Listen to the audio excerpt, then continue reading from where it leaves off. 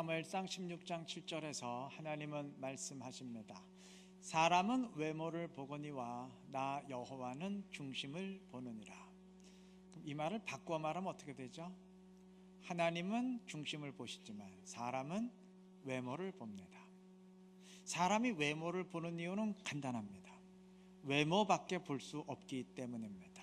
마음의 중심은 인간의 눈으로 볼 수가 없잖아요. 그러니까 외모밖에 볼 수 없으니까 당연히 외모로 판단할 수밖에 없겠죠. 산상수훈에서 주님은 율법의 의와 자신이 말하는 의를 대조시킵니다. 율법은 간음하지 말라 하였지만 나는 너희에게 이르노니 음욕을 품는 자마다 이미 간음하였느니라. 율법은 살인하지 말라, 간음하지 말라, 도둑질하지 말라 이런 식으로 명령합니다. 이는 전부 행동에 관한 명령들이에요.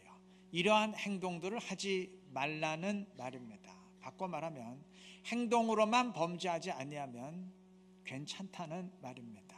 근데 주님은 이를 뒤집어서 행동뿐만 아니라 마음까지 온전해야 된다 선포하십니다. 이것이 사람과 주님의 차이입니다. 사람은 겉으로 드러나는 행동밖에 볼 수가 없습니다. 그 사람의 마음이 어떠한지는 꿰뚫어 볼 수가 없어요. 때문에 사람 앞에선 행동만 문제가 없다면 하등 문제될 게 없습니다. 근데 하나님은 다르죠. 주님은 겉으로 드러나는 모습뿐만 아니라 속에 감추어진 마음까지도 훤히 보실 수 있어요. 그러니 주님 앞에선 행동뿐만 아니라 마음까지 온전해야 하지 않겠습니까? 사무엘상 21장에 의하면 다윗은 사울의 칼을 피해서 노베에 있는 대제사장 아히멜렉을 찾아갑니다. 그리고 내가 지금 사울 왕의 명령으로 비밀 작전을 수행하고 있기 때문에 부하들을 거느리지 않고 혼자 왔습니다. 이렇게 거짓말을 하면서 먹을 것을 요청합니다. 여러분, 아히멜렉이 바보가 아닌 한 지금 다윗이 사울에게 쫓기고 있다는 사실 알아요. 그런데도 그는 다윗의 거짓에 모르는 척 속아주면서 그에게 진설병, 즉 지성소 휘장 앞에 진열된 떡을 내어줍니다. 이 행동 자체만 놓고 보면 명백한 율법 위반이에요. 왜냐하면 레위기 24장에 의하면 이 진설병은 절대 일반 사람들이 먹어서는 안 되고 오직 제사장만 먹을 수 있습니다. 그런데도 이 떡을 넘겨줬으니 아히멜렉은 다윗의 거짓에도 동조했고 또 율법 말씀까지도 어겼어요. 그러니까 범죄에 범죄를 더한 것이죠. 자, 이 모습을 도액이라는 사람이 보았습니다. 그는 이를 사울 왕에게 고해 바쳤고 이를 알게 된 사울 왕은 그곳의 제사장들을 집단적으로 학살했습니다. 여러분, 겉으로 드러나는 모습만 보면 대제사장 아히멜렉은 거짓에 동조했고 율법의 말씀까지 어겼어요. 반면 도액은 사실대로 고해 바쳤으니까 거짓을 말한 건 없죠. 그럼에도 성경은 아히멜렉의 행동은 인정한 반면 도액은 악하다고 평가했습니다. 겉모습만 보지 않고 속 마음을 보았기 때문입니다. 아히멜렉은 거짓에 동조했지만 마음이 선했고 도액은 사실대로 말했지만 중심이 악했기 때문입니다. 외모 지상주의니 루키즘이니 하는 말이 유행할 정도로 최근 외모에 대한 관심이 우리 사회에서 부쩍 높아졌어요. 여러분, 외모라는 것은 꼭 생긴 것만을 의미하는 건 아니겠죠.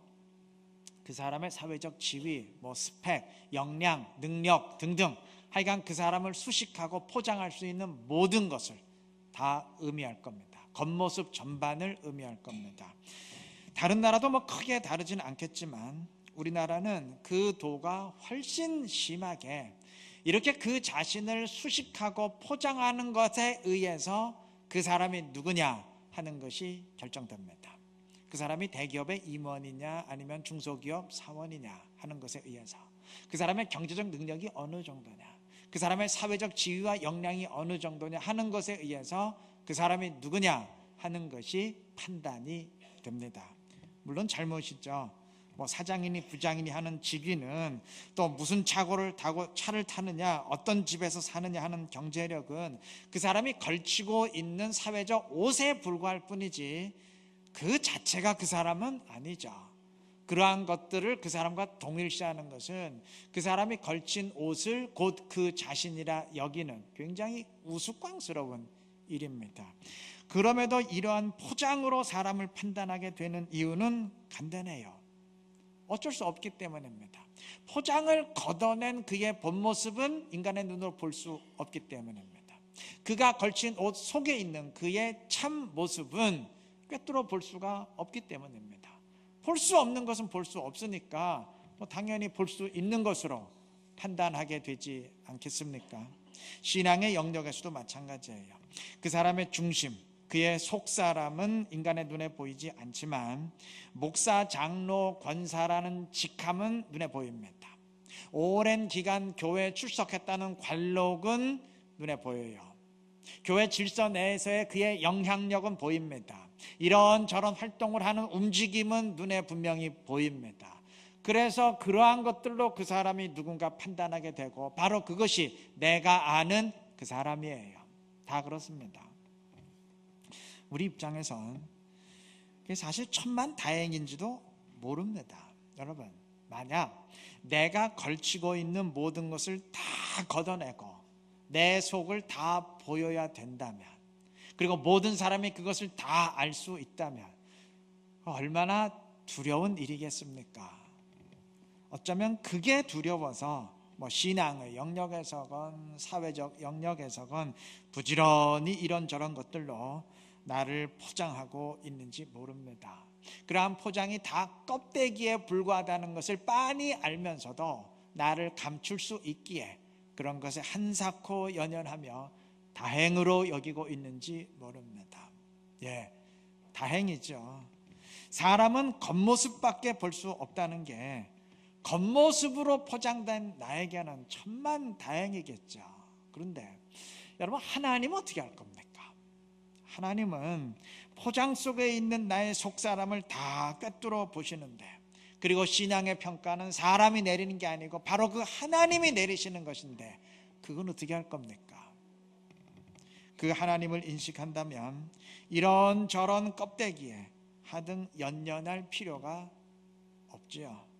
나의 속사람이 어떠한지 냉정히 인정하는 것을 머뭇거려야 될 하등의 이유가 없습니다. 사실 이런저런 것들로 나를 포장한다는 것 자체가 그게 우스꽝스러운 일이겠죠. 맞습니다. 우리가 하나님 앞에 서면 됩니다. 우리가 진정 주님 앞에 서면 모든 포장과 껍데기는 다 필요 없게 됩니다. 겉모습으로 얻어진 사람들의 평판, 그거 다 소용없게 됩니다. 그동안 나도 아니면서 나와 동일시 되었던 것들이 다 제거되고 오직 한 가지, 내가 진짜 누구냐, 내가 진정 누구냐, 그것만 남게 됩니다. 그리고 주님은 바로 그것으로 내가 누군지를 아시고 그것으로 나를 판단하십니다. 주님 앞에 서시기를 바랍니다. 오늘 이 사실 분명히 명심하시고, 우리 사람 앞에서는 우리가 아니고 주님 앞에 서시기를 바랍니다. 그래서 내가 진정 어떠한지를 깨닫고 진짜 내가 누구냐 그것을 깨닫고 내 속사람을 더 변화시키고 성장시킴으로써 우리 교회표처럼 주님을 기쁘게 할 수 있는 지혜롭고 경건한 우리 모두가 되시기를 바랍니다. 오늘 본문에는 브리스길라와 아굴라라는 사람이 등장합니다. 이들은 부부로서 바울이 고린도에서 활동할 때 처음 만났던 사람들인데, 이들 부부는 원래 로마에 살던 로마 교회 성도들이었어요. 그런데 로마 황제가 추방령을 내렸기 때문에 고린도로 옮겨왔던 사람들입니다. 자, 이들도 로마에서 고린도로 온 외지인이고 또 바울도 그곳에 선교하러 간 외지인인데 모두 주님을 신실히 섬기는 그리스도인들입니다. 그리고 참 우연의 일치인지 이들도 바울처럼 천막 만드는 일을 하면서 생계를 유지했기 때문에 바울과 직업까지 같았어요. 그러니까 이러한 인연으로 인해서 이들은 고린도에서 아예 바울과 한 집에 살았습니다. 한 집에 살면서 한편으로는 바울에게 말씀을 많이 배웠겠, 또 한편으로는 바울이 하는 일을 성심껏 도왔습니다. 그러니 한 집에 살면서 서로 돕고 도움을 받았으니 이게 보통 인연이 아니죠.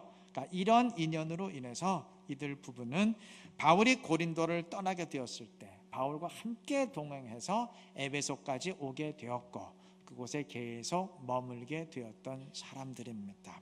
자, 이들 가운데 아굴라가 남편이고 브리스길라가 부인인데 본문 18절은 아굴라와 브리스길라라고 부르지 아니하고 반대로 브리스길라와 아굴라라고 여자의 이름을 먼저 불렀습니다. 오늘 다 읽지는 못했지만 26절 보면 마찬가지예요. 브리스길라와 아굴라라고 여자 이름을 먼저 불렀습니다. 여러분, 이건 당시 관습으로는 있을 수 없는 일이에요. 상당히 기이한 일입니다. 뭐 오늘날에는 아무 상관없지만 당시는 가부장적 사회입니다. 부부를 부를 때 남자의 이름을 먼저 불러야지 여자를 먼저 부르는 건 당시 문화와 관습으로는 이건 있을 수 없는 아주 기이한 일입니다. 혹자는 그 이유에 대해서 아마 브리스길라가 상당히 지체 높은 집안의 사람으로서 남편 아굴라보다는 사회적 신분이 월등히 높았기 때문에 먼저 부른 게 아닐까 추측하기도 하지만 전혀 그렇지 않습니다. 이들 부부는 모두 천막 만드는 일을 했는데 그건 당시 절대 지체 높은 사람들이 하는 일이 아니었습니다. 여자의 이름을 먼저 부른 것은 영적인 위치와 관련이 있습니다.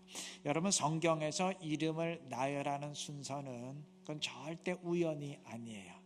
영적인 의미가 있어요. 예를 들어서 바울과 바나바도 처음에는 바나바가 바울을 데리고 온, 그러니까 바울을 데뷔시켜 준 사람이 바나바였기 때문에 항상 바나바와 바울이라고 바나바의 이름을 먼저 불렀죠. 그런데 나중에 바울이 선교의 주도권을 쥔 다음부터는 순서가 바뀌죠. 바울과 바나바라고 바울을 먼저 불렀습니다. 이들 부부의 경우도 그렇습니다. 여성임에도 브리스길라를 먼저 언급한 이유는 브리스길라의 영성과 경건이 남편 아굴라보다 훨씬 앞섰기 때문입니다. 이들 부부가 칭찬받는 부부가 될 수 있었다면 그 1차적인 이유는 브리스길라에 있었기 때문입니다. 이들 부부에 대한 사도행전의 증언을 읽어보면 그렇다는 것을 우리가 알게 될 것입니다. 여러분, 성경은 사회적 관습이나 문화에 연연하지 않아요. 만약 주님이 사회적 문화와 관습에 얽매였다면 절대 브리스길라를, 여자를 먼저 부를 수 없어요. 다시 말하면 여자를 먼저 불렀다는 것은 인간의 문화, 관습, 제천 논다는 얘기죠. 당연하죠. 주님이 뭐가 아쉬워서 인간의 관습에 얽매여야 되겠습니까? 마태복음 28장 7절에 의하면 부활하신 주님은 무덤을 찾아온 여자들을 부활의 증인으로 세웠어요. 그리고 제자들에게 이 사실을 알리라 명령하셨습니다. 당시 문화 속에서 이는 절대 말이 안 되는 일이었어요. 왜냐하면 여자는 증 자체가 될 수 없기 때문입니다. 당시 법정에서 아무리 여자들이 많이 증언을 해봤자 그건 아무 소용이 없어요. 무효예요. 무효. 효력이 없어요. 여자는 무조건 증인이 될 수 없습니다. 그런데도 주님은 여자들을 증인으로 세워서 부활을 알리게 하셨습니다. 사회적 관습, 문화 그런 거 주님 따지지 않는다는 얘기죠. 그런 거 다 제쳐놓고 누구에게 진짜 증인의 자격이 있느냐, 주님은 그것을 보신다는 의미죠. 여러분, 냉정히 따져보면 누가 증인의 자격이 있습니까? 예수님이 체포당하고 십자가에 달리실 때 제자들은 다 배신하고 도망쳤습니다. 아무리 이들이 공식적으로 제자고 남자라 할지라도 이들에게 무슨 자격이 있습니까? 반면 여인들은 주님이 십자가 달리실 때 현장까지 따라갔고 장사 지낼 때도 함께 했고 이후에도 주님의 시신에 향유를 바르기 위해서 무덤까지 갔습니다. 여러분, 제자들과 이 여인들 가운데 누가 더 자격이 있다고 생각하십니까? 볼 것도 없죠. 여인들이죠. 물론 그 당시 사람들은 그들의 관습 때문에 이상하게 여겼겠지만, 이건 절대 있을 수 없는 일이라 여겼겠지만 주님은 그런 것 따지지 않았어요. 관습을 벗겨내고 보면 여인들이 증인이 되어야 할 사람들입니다. 그래서 주님이 이들을 증인으로 세우신 것입니다. 서두에 언급했던 사무엘상 16장 7절의 말씀, 사람은 외모를 보거니와 나 여호와는 중심을 보느니라 라는 말씀의 배경도 마찬가지입니다. 사무엘이 하나님의 명령으로 이새의 자식들 가운데 한 명을 왕으로 기름 붓기 위해 갔을 때 그는 가장 먼저 장자 엘리압을 보고 탐복을 합니다. 야, 과연 이 사람이야말로 하나님이 택하신 사람이구나 탐복을 해요. 그의 외모가 탁월했고 무엇보다도 맏아들로서 장자였기 때문입니다. 요즘 우리 관점은 이해가 안 될 거예요. 요즘이야 뭐 첫째 아들이건 둘째건 셋째건 아무 차이 없잖아요. 당신은 그렇지 않았어요. 그 당시는 장자에게 특별한 위치가 주어지는 것이 관습이었습니다. 그래서 사무엘도 야, 이 사람이구나 했던 것인데 하나님은 아니다 하시면서 오늘 언급한 말씀, 사람은 외모를 보지만 나 여호와는 중심을 본다 선포하신 겁니다. 이어서 둘째, 셋째, 넷째, 일곱째 아들까지 다 데려왔지만 하나님의 답변은 계속 아니다였어요. 낙담한 사무엘이 다른 아들은 없습니까? 물었을 때 이새는 답변합니다. 말째가 하나 있긴 있는데 그는 지금 양을 치고 있습니다. 이 순간 양을 치고 있다는 건 뭘 의미하죠? 아예 안 불렀다는 얘기예요. 그냥 심사 대상에서 처음부터 제외시켰다는 얘기예요. 왜? 막내니까. 여러분, 장자에게 특별한 지위가, 위치가 부여된다는 것은 그 바꾸어 말하면 막내는 어떻게 취급되었다는 얘기인가요? 제일 별 볼 일 없이 여겨졌다는 얘기죠. 그래서 이새도 아예 막내는 그냥 심사 대상에서 제외시켰던 것인데 하나님은 그 막내 아들 다윗을 왕으로 기름 부으셨습니다. 사회적 기준, 관습, 문화 다 제쳐놓고 그의 중심을 보셨기 때문입니다. 여러분, 우리 이 사실 명심해야 됩니다. 주님의 기준을 명심해야 됩니다. 오늘날 교회에도 문화가 있고 관습이 있고 전통이 있습니다. 그리고 그러한 것들에 의한 나름대로의 질서가 있습니다. 암암리의 교인들은 그러한 질서를 따릅니다. 그리고 그 질서를 벗어났을 때 눈살을 찌푸리거나 마음이 불편해집니다. 교회 생활 오래 한 사람일수록 그런 경향이 있지 않나 싶기도 합니다. 물론 그러한 질서 자체가 필요 없다는 말 아니에요. 오해하지 마세요. 그런 질서가 나쁘다 그 얘기도 절대 아닙니다. 필요하고 제대를 위해선 긍정적인 작용을 합니다. 좋은 거예요. 필요한 것입니다. 그러나 우리가 반드시 명심할 것은 그것은 제도를 위한 질서이지 그 자체가 절대 하나님 나라의 질서는 아닙니다. 주님은 그런 거 전혀 따지지 않으세요. 사람은 눈에 불을 켜고 따질지 모르나 하나님은 절대 그런 거 따지지 않으십니다. 주님은 내가 생각지 못한 사람을 나보다 먼저 언급할 수 있어요. 내 위에 놓으실 수 있습니다. 우리 기준으로 보기엔 황당할 수 있어요. 아니, 이 사람은 나보다 뒤에 있는 사람 아닙니까? 주님 말씀하실 거예요. 앞에 있고 뒤에 있고는 도대체 뭘 기준으로 한 것이냐? 그 기준이 뭐냐? 아마 주님 말씀하실 겁니다. 아니, 이 사람은 아직 직분이 안 되잖아요. 이 사람은 아직 교회 생활의 관록이 짧지 않습니까? 마음이 심히 불편할 수 있어요. 이게 뭐야? 흥분할 수 있습니다. 주님 말씀하실 수 있어요. 그러한 기준은 너희가 정해놓은 것이지 내가 정한 것은 아니다. 그거는 세상의 사고방식을 너희가 교회까지 끄집어 들어온 것이지 내가 언제 그런 기준을 말한 적이 있느냐?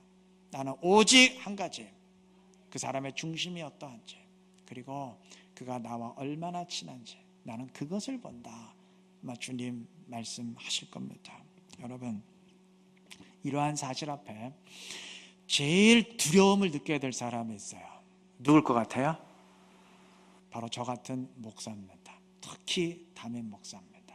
여러분, 목사는 싫든 좋든 이 목사라는 직위 때문에 이런저런 옷을 걸칠 수밖에 없어요. 이런저런 포장을 할 수밖에 없어요. 일단 지금도 제가 설교자의 옷을 입고 있지 않습니까? 또 하나님의 말씀을 대언한다는 이 대언자의 옷도 걸치고 있잖아요.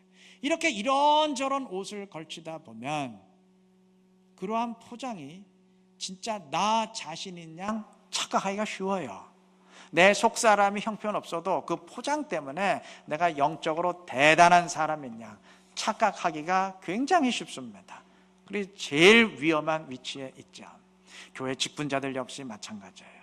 직분 때문에 교회에서 이러한 저런 책임을 맡게 되고 중요한 일을 결정하다 보면 그게 사실 제도에 의한 위치이고 제도에 의한 순서일 뿐인데 그게 진짜 영적인 위치고 영적인 순서인 양 착각하기가 쉬워요. 본인도 혼동하기가 쉬워요. 교인들도 마찬가지입니다. 오랫동안 교회에 출입했다는 관록, 이런저런 직책을 거쳤다는 관록의 옷을 입다 보면 그러한 포장이 진짜 나 자신이라고 착각하기 쉽습니다. 말 그대로 그건 착각입니다.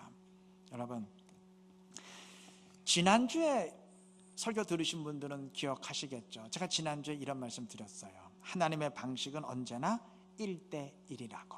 그래서 내가 아무리 많은 사람들과 함께 기도하고 있어도 주님은 그 기도를 전체적으로 뭉뚱거려 들으시는 게 아니고 한 사람 한 사람의 기도를 개별적으로 분리해서 들으시고, 또 내가 아무리 많은 사람과 함께 예배하고 있어도 주님은 그 예배를 전체적으로 뭉뚱그려 받으시는 것이 아니고 한 사람 한 사람을 분리해서 예배를 받으신다고 말씀드렸습니다. 다 동의하실 겁니다.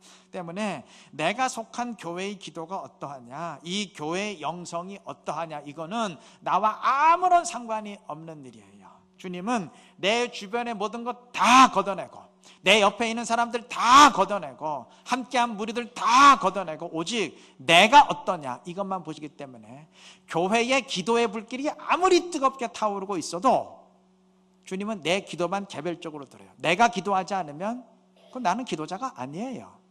아무리 많은 사람들의 예배를 받으셨어도 내 예배 받지 않으셨으면 나는 예배자가 아닙니다. 그러니 교회가 어떠하냐, 내 주변이 상관없이 내가 드리는 기도가 있어야 되고 내가 드리는 예배가 있어야 되고 내가 드리는 순종이 있어야 된다고 말씀드렸습니다. 오직 그것만이 진짜 신앙이고 그것만이 주님 앞에서 유효하다고 말씀드렸습니다. 기억나시나요? 오늘 그와 더불어서 우리 모두가 반드시 한 가지 더 명심해야 될 사실이 있어요. 여러분, 주님은 이렇게 내 주변만 걷어내시는 게 아니에요. 교회만 걷어내는 게 아닙니다.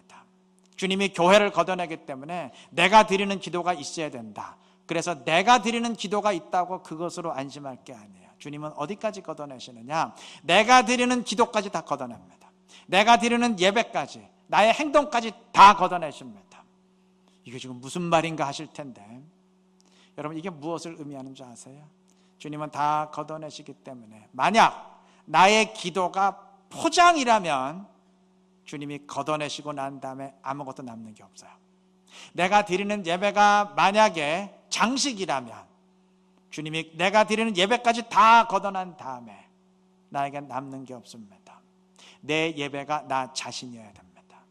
그래야 포장을 걷어낸 다음에 예배의 자인 내가 남습니다. 내가 드리는 기도가 실제이어야 됩니다. 위선이 아니고 실제이어야 됩니다. 그래서 주님이 내가 드리는 기도를 걷어낸 다음에 기도하는 나의 속사람이 남습니다. 관록으로 나를 앞세우고 직분이나 직책으로 나를 증명하고 영향력으로 다른 사람들의 평판으로 그런 것으로 나를 증명하고 있다면 주님이 그 모든 것 다 걷어내신 다음에 아무것도 남을 게 없습니다. 나는 이 정도 된다고 생각하는데 주님은 넌 아무것도 아닌데 이렇게 말씀하실 수 있습니다. 여러분, 주님 앞에 남는 것은 딱 한 가지, 속사람입니다. 주님이 보시는 것은 마음의 중심입니다. 사람은 외모를 보지만 하나님은 중심, 속사람을 보십니다. 주님 앞에 남는 것은 딱 그거 한 가지입니다. 그리고 바로 그것이 진짜 나입니다. 주님은 그것을 보시고 그것으로 나를 아십니다. 때문에 다른 사람들이 아는 나와 주님이 아는 나는 같을 수도 있지만 상당히 다를 수도 있습니다. 오늘 주님 앞에서의 나는 과연 어떠한가? 다시 말하면 나는 진정 누구인가? 우리 한번 점검해 보시기를 바랍니다. 그래서 내 마음 깊은 곳에서 주님을 붙드시기를 바랍니다. 주님을 내 안에 모시고 내가 사는 것이 아니라 주님이 사시는 진짜 그리스도인 되시기를 바랍니다. 그래서 겉모습도 물론 아름다워야 되지만 그러나 속 사람이 진짜 내가 훨씬 더 아름답고 주님과 함께하는 지혜롭고 신실한 그리스도인으로서 주님의 길을 따라갈 수 있는 우리 모두가 되시기를 그리스도의 이름으로 축원합니다.